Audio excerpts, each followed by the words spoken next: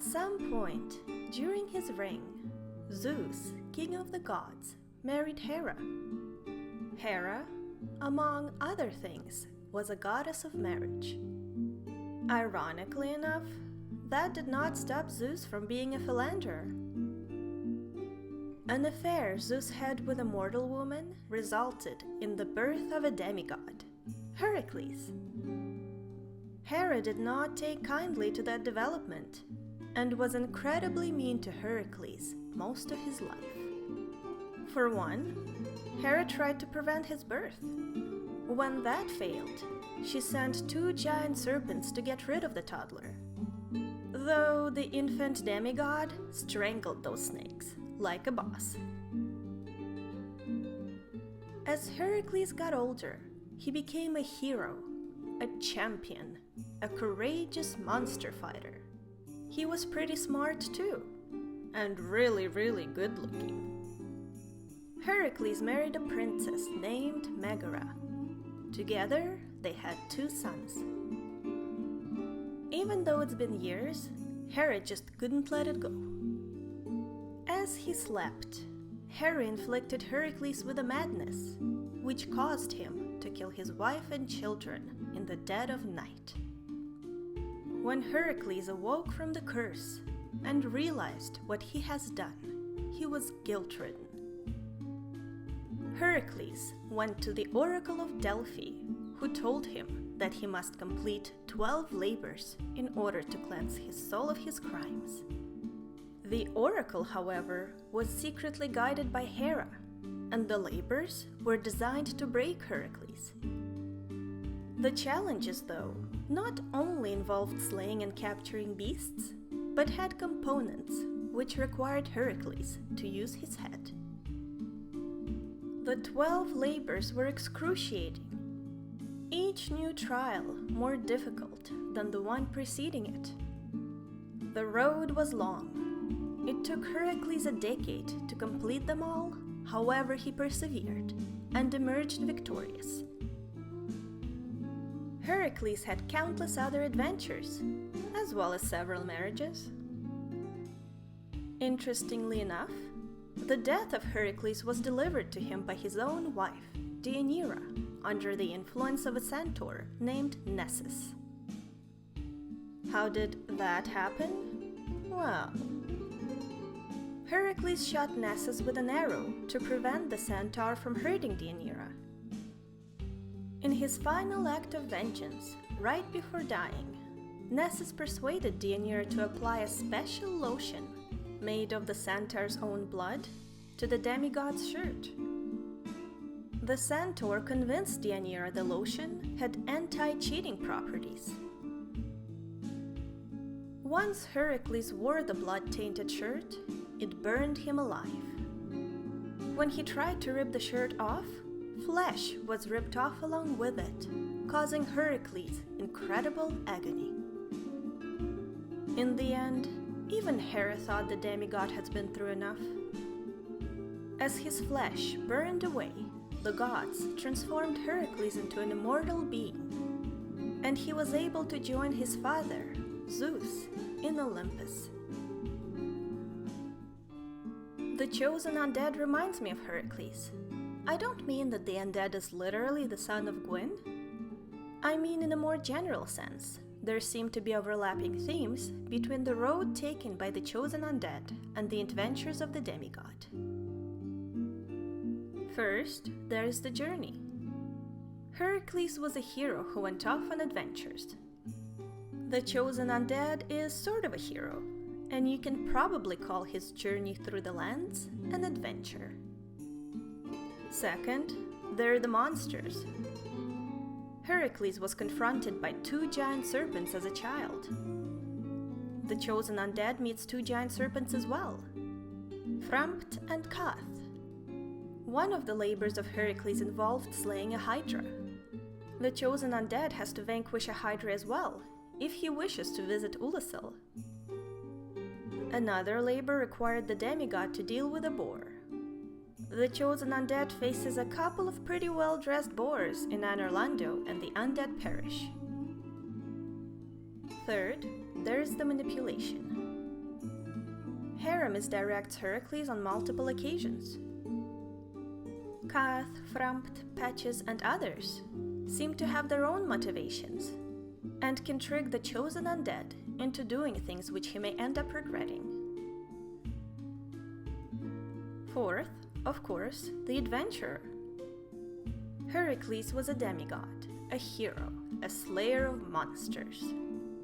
The Chosen Undead is no god, but he's no ordinary human either. He is for sure stronger, more clever, and more resourceful than the regular undead. And he too destroys a whole lot of beasts in his journey.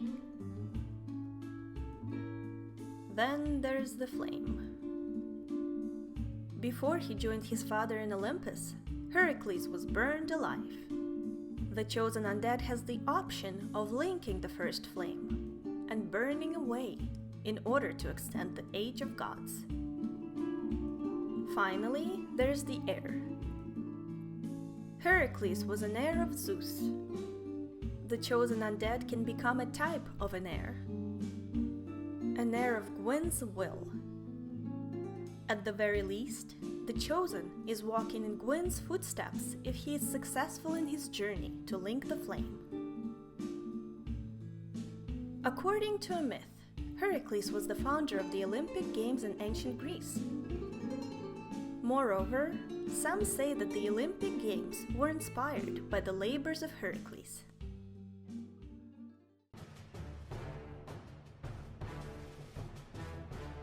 The farthest record of the Olympic Games dates back to 8th century BC.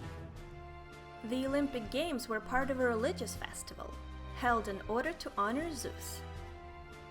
Sacrifices were offered throughout the games.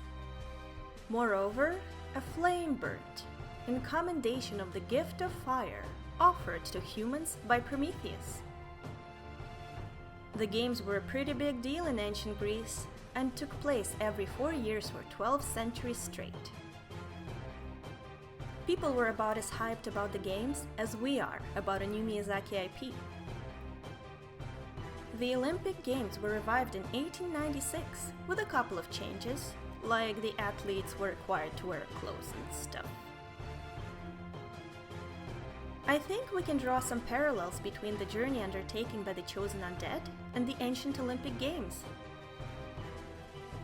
The first similarity between the Olympics and the journey is the challenge.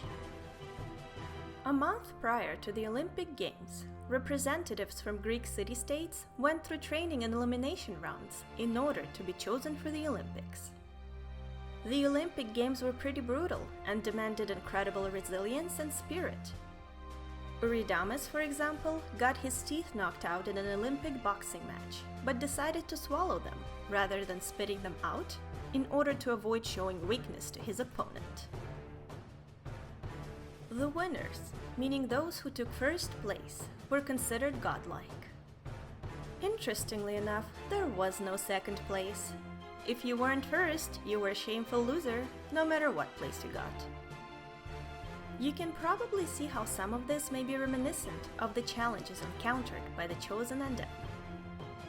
The undead has to escape the asylum, go through brutal trials just to ring the 2 bells. And only at that point is the undead informed of his special purpose and is deemed worthy to move on to the next round and proceed in his mission. Let's not forget that the challenges encountered by the Chosen Undead require incredible form, strength, speed, agility, and endurance.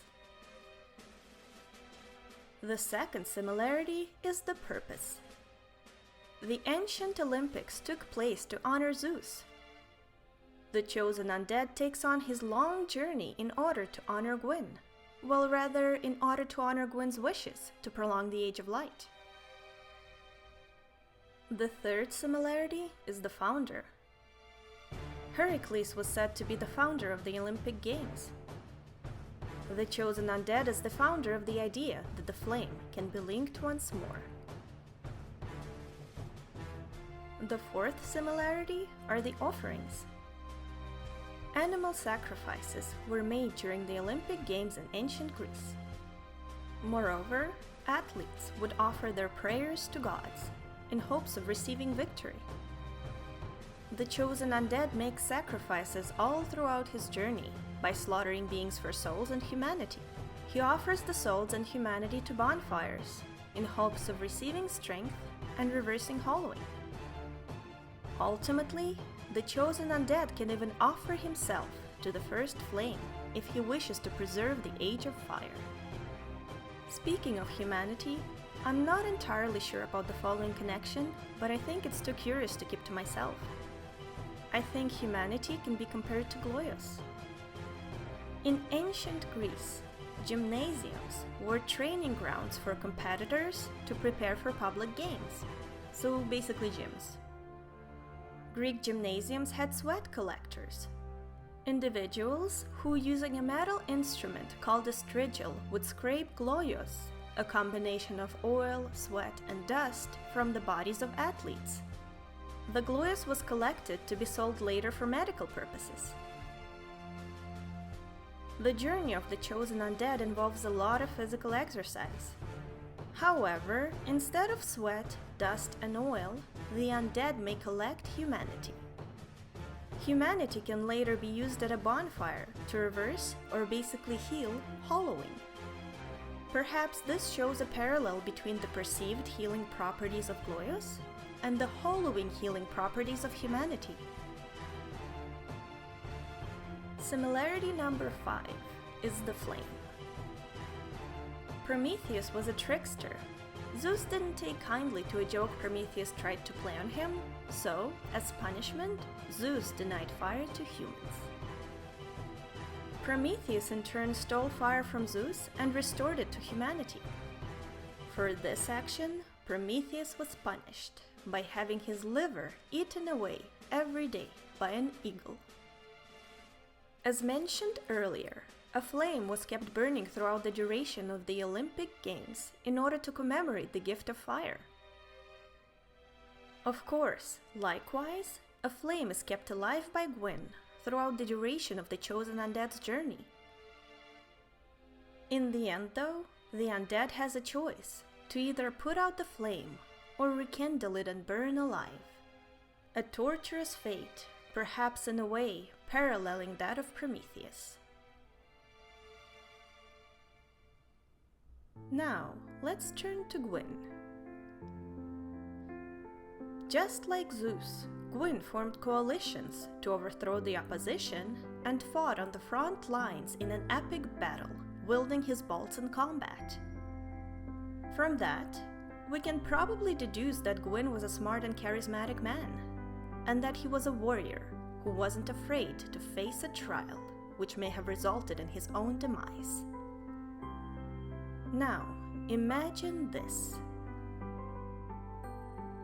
The fire is fading. There's nothing to be done. Or maybe there is a solution out there somewhere, but time is needed to discover it. Time that the gods do not have. In his last attempt to preserve the Age of Light, or at the very least to prolong it, Gwyn decides to link the first flame. Realizing that there is no real way of telling how long he can keep the fire burning by himself, Gwyn comes up with an idea. The idea being ceremonial games, Olympic games of sorts, held in his honor every few years. In these games, contenders would go through a variety of challenges. The winner of the games would have the honor of linking the first flame, sacrificing themselves in the process, but at the same time honoring Gwyn's wishes. The winner would be elevated to a godlike status in the eyes of the populace. Now put yourself in Gwyn's shoes. Gwyn is no coward. He faced death alongside his knights in battle. He will gladly give his life in order to preserve what everyone worked so hard to achieve. Moreover, Gwyn understands that in order for his plan to work, he has to become the first person to link the flame. He has to be the martyr of the fire. He has to set the bar and exemplify the ultimate warrior, so that others would see linking the flame as a great honor. so that the winners of the games would without question follow in Gwyn's footsteps and through their own sacrifice prolong the age of gods. In his heart, though, Gwyn simply could not ask his people to follow through with the ultimate sacrifice if he wasn't willing to endure one himself. Before going to the kiln, Gwyn explains the plan to his kin and allies. He leaves detailed instructions on how to execute the games properly. But once Gwyn is gone, somewhere along the way, it all gets messed up. The glorious games envisioned by Gwyn turn into the travesty which the Chosen Undead experiences as he escapes the asylum. Yes, Gwyn did his part. He linked the flame. Unfortunately, the rest of the plan did not roll out as he intended.